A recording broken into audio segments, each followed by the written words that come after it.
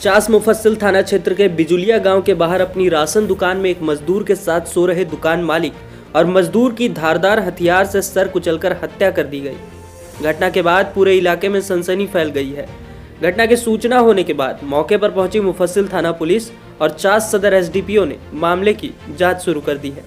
प्रथम दृष्टया चोरी करने आए चोरों के द्वारा इस घटना को अंजाम दिए जाने की बात सामने आ रही है।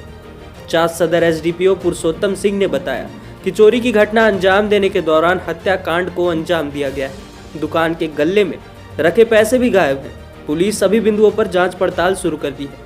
फॉरेंसिक, टेक्निकल और स्वान दस्ता को बुलाकर मामले की जांच शुरू कर दी गई है। चास मुफस्सिल थाना क्षेत्र के बिजुलिया गांव में कल मध्य रात्रि में 2 लोगों की यहां पर हत्या कर दी गई है।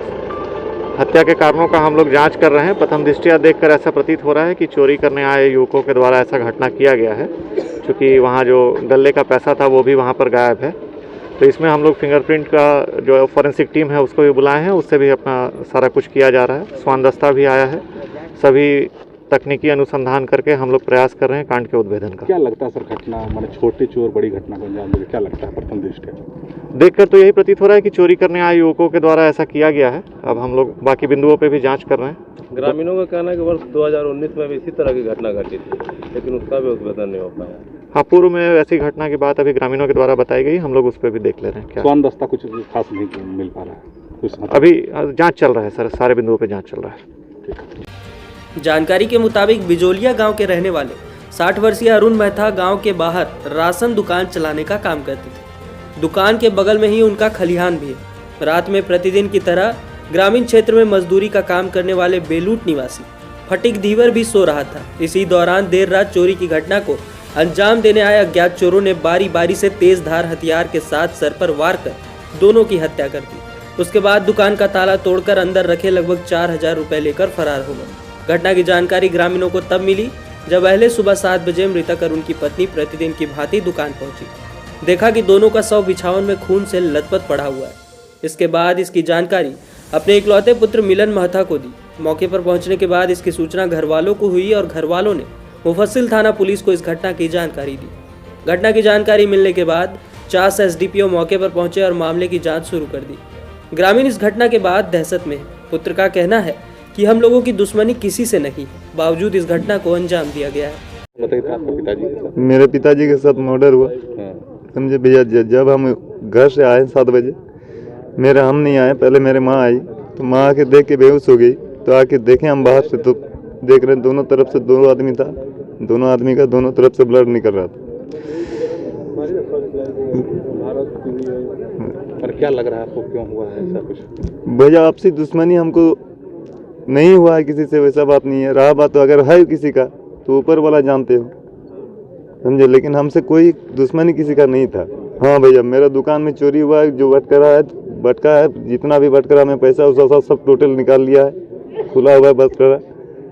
क्या लग रहा है चोरी करने से आया? जब चोरी करने की नीयत से आया, जब पहचान लिया भैया गाँव वाला है, कोई दूसरा दूर का आदमी नहीं है, समझे, गाँव वाला आदमी है जो मेरे माँ पापा को और एक केट है, दोनों को मारा है, समझ रहे भैया। और इससे पहले भी एक बार और घटना घटा है, ऐसे ही सेम घटना, समझ पा रहे हैं भैया। ये चोरी के नियत से आए थे, जो पहचान लिए, समझ पा रहे हैं भैया। मेरे पापा को रात को थोड़ा दिखाई कम देता था, ये धीवर जो है उसको दिखाई देता था, वो उसको पहचान लिया होगा, इसी कारण में उन लोग उसको मार दिया होगा। क्या चीज से मारा है भैया? वो तो अभी तक पर देखा नहीं जा रहा है, लेकिन जब माथा से तो पूरा खिदिर कर दिया है। धारदार हथियार से? हाँ, धारदार हथियार से उसको मारा गया।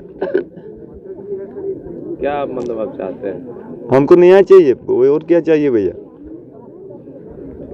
चास एसडीपीओ ने जल्द मामले की उद्भेदन की बात कही है। वहीं घटनास्थल पर पहुंचे चंदन क्यारी के भाजपा विधायक अमर कुमार बावरी ने घटना को दुखद बताया है और इसे राज्य सरकार के कानून की विफलता बताई। उन्होंने कहा कि जब तक अपराधी पकड़े नहीं जाते हैं तब तक जांच का कोई मतलब नहीं है।